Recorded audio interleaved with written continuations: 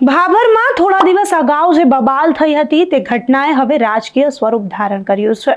આ ઘટનાનું રિકન્સ્ટ્રક્શન કરવામાં આવ્યું। જે પણ આરોપીઓ હતા તેમનું પોલીસના કાફલાની વચ્ચે આખી ઘટનાનું પુનરાવર્તન કરવામાં આવ્યું। આરોપીઓને ભરબજારે લઈ જવામાં આવ્યા। આરોપીઓ જ્યાં તોડફોડ મચાવી હતી, ભરબજારે જ્યાં બબાલ કરી હતી, તેમનું આખી ઘટનાનું રિકન્સ્ટ્રક્શન કરવામાં આવ્યું। અને આ ઘટનાએ રાજકીય સ્વરૂપ ત્યારે ધારણ કર્યું જ્યારે ઠાકોર સમાજની વારે જ્ઞાનીબેન ઠાકોર અને સ્વરૂપજી ઠાકોર આવ્યા। પહેલા તો આખી ઘટનાનું જે રિકન્સ્ટ્રક્શન કરવામાં આવી રહ્યું છે એ ઘટના પર નજર કરીએ, જ્યાં પોલીસ ભરબજારે પહોંચી છે અને આખી બબાલ થઈ હતી તે શું હતી તે જાણવાનો પ્રયાસ કરવામાં આવી રહ્યો છે।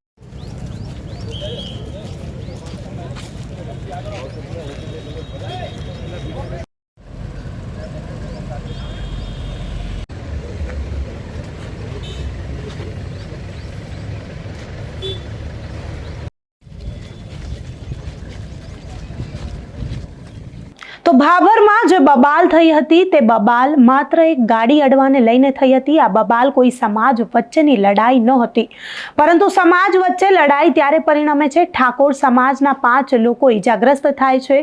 આ બંને ઠાકોર સમાજના લોકોની વારે જ્ઞાનીબેન ઠાકોર અને સ્વરૂપજી ઠાકોર જે કોંગ્રેસ અને ભાજપના નેતાઓ છે, છતાં સમાજ માટે એક થઈ મેદાને આવ્યા। તેમણે રેલી કાઢી, દુકાનો બંધ કરાવી, વિરોધ કરવામાં આવ્યો।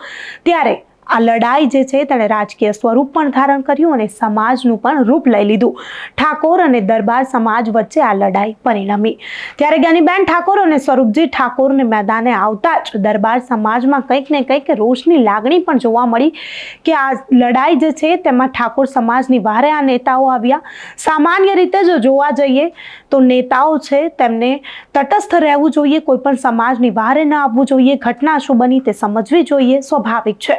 પરંતુ સમાજની વાત આવે એટલે સમાજના નેતાઓ પોતાના સમાજની પડખે ઊભા હોય તે પણ સ્વાભાવિક છે। આખી ઘટનાનું અત્યારે પોલીસ કડક બંદોબસ્ત વચ્ચે ત્યાં રિકન્સ્ટ્રક્શન કરાવી રહી છે। આ ઘટનામાં અનેક શું નવા ખુલાસાઓ થાય છે તે પણ જોવાનું રહ્યું। તમારું આ ઘટનાને લઈને શું માનવું છે અમને કમેન્ટ કરી ચોક્કસથી જણાવજો, તથા અમારી ચેનલ નિર્ભય ન્યૂઝને લાઇક, શેર અને સબસ્ક્રાઇબ કરવાનું ભૂલશો નહીં। આભાર।